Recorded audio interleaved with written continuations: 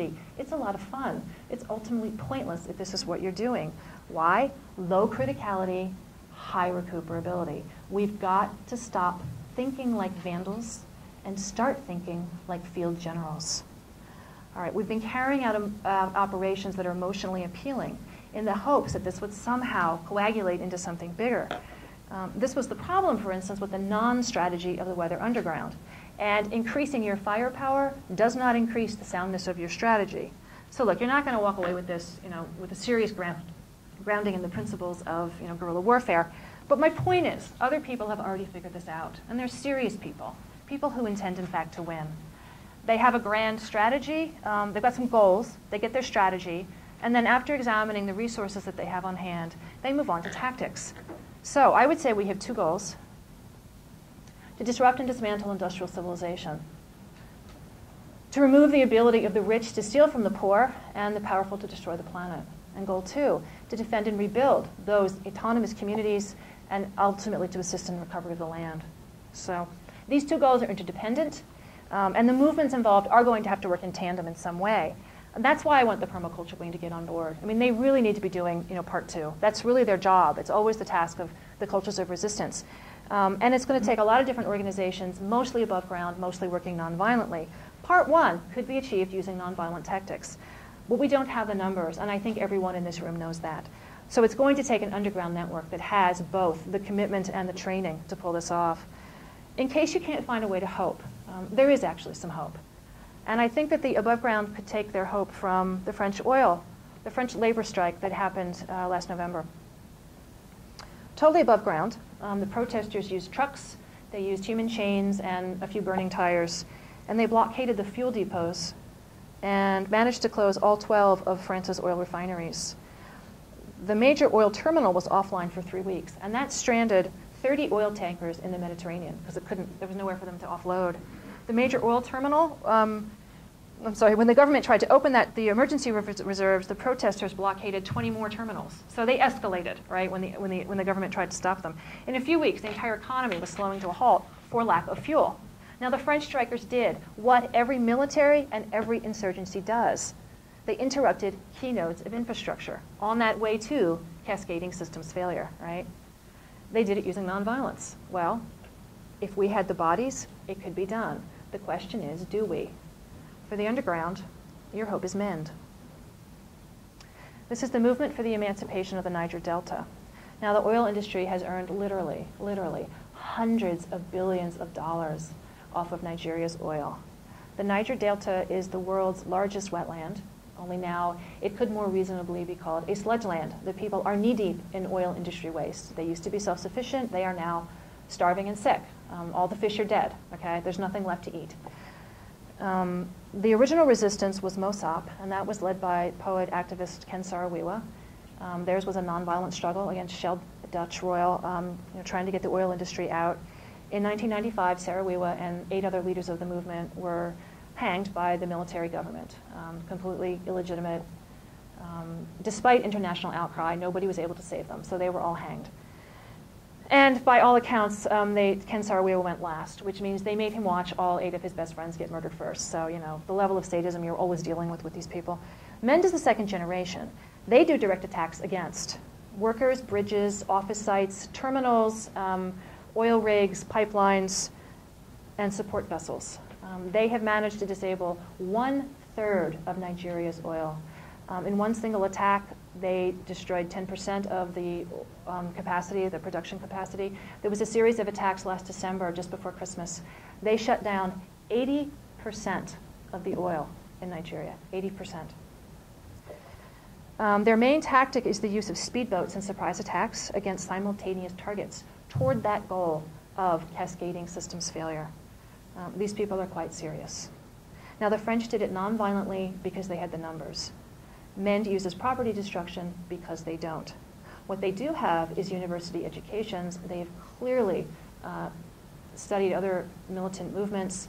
And they also have a broad base of support amongst the local people, which helps because people give them safety. They don't turn them over to the authorities. But their training in combat is so good that they have come up against the private militaries of the oil companies. Oh, did you know oil companies have their own militaries? Yeah.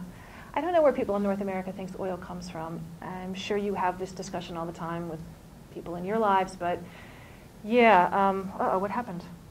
We've lost. Cameron, can you make this go back? We need to go back. Yes, thank you. So oil doesn't just fall from the sky, and honestly, you can't plant it with your nasturtiums. It has to come from somewhere. It has to be ripped off the land, which means that people have to be ripped from their land, which means those people have to be ripped in half. And that is called a private military. So MEND has come up against the private militaries. They've also come up against Nigeria's elite fighting units, and they've won. So that's how good these people are. This is a true resistance. They're not just a bunch of armed thugs, and they number just a few hundred. So understand, a few hundred people, well-armed and coordinated, have destroyed 1/3 of Nigeria's oil capacity. They've actually said to the oil industry, leave our land while you can or die in it. Now, I can guarantee that everyone in this room has more resources than all of MEND had put together when they started. Resistance is not just theoretically possible, it's happening now. The only real question is, will we join them? What if we said, leave our land while you can or die in it? What if we meant it? Okay, the facts as they stand. Our planet is dying. Actually, she's being drawn and quartered. We're on the verge of complete biotic collapse. Did you know that there are parts of China now where there are no longer flowering plants? It's because all the pollinators are dead. No flowering plants. That is 500 million years of evolution gone. Complete biotic collapse. We are out of soil, we are out of species, and we are out of time. And the climate holocaust has already begun. And we have got to abandon this concept of lifestyle politics and start thinking like a serious resistance movement, because this is a war. Now, I know it feels like daily life. It's been going on for 10,000 years, right? The lights are on, the cupboards are full, but it's a war. And if anyone is left alive 100 years from now, they are going to wonder, what the fuck was wrong with us? That we didn't fight like hell when our planet was going down. Now, you love something, or you wouldn't be here today. Love is a verb. We've got to let that love call us to action. Thank you.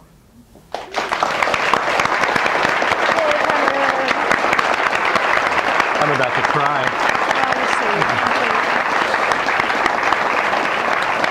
Any questions? Remember, we've got time. Look what time it is.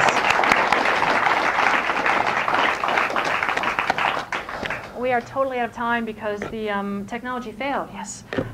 So I don't think we've got time for questions. Yeah. Because I think we're supposed to be out of here. Is there nothing else coming? Okay, we'll take 10 minutes of questions then. That works if you want to talk. Yeah, so this guy was... Yeah, okay, go ahead. So you both kind of characterize the leading by example technique or method as trying to change power structures, but other people might see it as trying to influence other citizens and voters to take action in the democratic process. Sure. If that's not the way to go, and the goal is to break down the power structure, what assures you that your ideology will prevail? And would you advocate the same tactics be used by people who have different or competing ideologies? I think that your tactics have to be matched to your situation. And I think that for most struggles, that nonviolence is vastly preferable and even more effective. The reason that I'm suggesting the strategy that we are in the Deep Green Resistance book is because we don't have the numbers. We simply don't, and we're not going to. People in this country are way too comfortable. We're the 5% who get all the goodies. So you're not going to find a whole bunch of people like in Nigeria who know that this is a war. I mean, it doesn't feel like a war for us. So that's why I think we're sort of stuck looking at these other kinds of tactics. And I think that's where a lot of the environmental movement is stuck. They just can't get over that hump to think about a strategy that actually matches the scale of the problem. And that's what I'm after. I don't think there's anything wrong with personal example. I think most of us are influenced by the people around us. And so if the people in your life are more radical and they're asking for more out of you, that's not a bad thing. But that's not the main strategy that will work. It's not going to work sort of by diffusion, by one, talking to people. It's going to work because we have a goal of creating a movement. Okay, and that movement then has those goals. So I would say that the goal is to get more people into that movement and then create the goals, create the strategy that'll win, look at the tactics that might do it.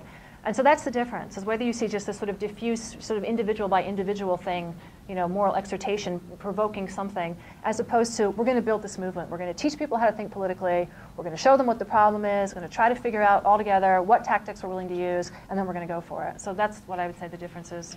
You got anything to add? All right. So we need a woman now. Oh, they're in the green. So I kind of enjoyed your presentation, but I kept getting caught up in what I heard as inaccuracies in a lot of statements made. And I think it was because it seemed like you were making a lot of absolute statements. And then I also feel like, as an overarching presentation, what I'm really missing here, as somebody who's really familiar with like some basic political strategies or tactics, you know, objectives, tactics, goals, is that I never heard the goals. So I don't feel like it's a good strategy, for instance, to instigate casting system's failure unless you like know what that's going to result in. I mean, if you're talking about overthrowing the current political paradigm, for what political paradigm are you trying to overthrow it? And I assume, you know, you both being virtually feminists, that you've read Judith Butler and Nietzsche and Martha Nussbaum, and you know that a solution isn't about replicating the same tactics of the power structure you're trying to overthrow. And I think a lot of the issue with doing something like terrorism on infrastructure level is that that's exactly what you're doing, embodying many of the same tactics. And I'm not clear where you're getting. Can I take this? Yeah, Can I take it? yeah. I have read Judith Butler, and let me say first of all that I mainly disagree with her main position. But yeah, I have read that. Second, also, you're using the word terrorism to describe this, and again, I find this problematic because the most terroristic thing that we're seeing right now is the destruction of the land. And to say that we're embodying that same ethic that we're seeing from those in power, like, to me, I find problem with that. And most resistance movements know that there's a very strong difference between defending the land, defending your communities, and if you're using violence to defend those communities, versus the violence being used to destroy communities and to exploit communities. So I need to know, like, so if you're talking about casting infrastructure failure, though, I mean, you're talking about also destroying communities. That's not going to result in, like, oh, everybody's better off after. I mean, you're talking about people are going to suffer during that process, and I don't hear here, like, what the long-term vision is. Like, what do you see, you know, 50 years in the future after you successfully, you know, say, I see life. but I mean, Yeah. like, that's not a vision. Like, life, what do you mean? Like, this is life, too. I see a place to call home because I don't see that right now. Right. I'm 22 years old. I don't see a place for my children in the future. And that's very scary. And I don't see a place for their children. All right. This is the only strategy that I've seen that leaves a place for us to call home. And if you have another strategy, I would like to see it. I really would. So what's the, I just don't get it. So, like, let's say. Do you want to respond? Like, what is the strategy is, like, take over the political structure are we back in democracy? Are we, like. I'm actually not talking about taking over the political structure, because I think that's the work for the above ground. So, I mean, we have here, you know, defend and rebuild just, sustainable, autonomous human communities. We had that list of, you know, what's the goal for the above ground, and that includes direct democracy. And that really can only be done on a local level. So all of those principles have to be embodied in this, and that's why, like Derek Jensen always says, we need it all. And I strongly believe in all of those things, but it's not enough. So I'm not about taking down, you know, the political power structure. I don't care. I'm about taking down industrial civilization, because that's what's killing the planet. That other stuff is important work, and somebody's going to have to do it, but that's not my main goal. My main goal is to stop this now. And, you know, you reference people dying. People are dying now, and they're dying so that we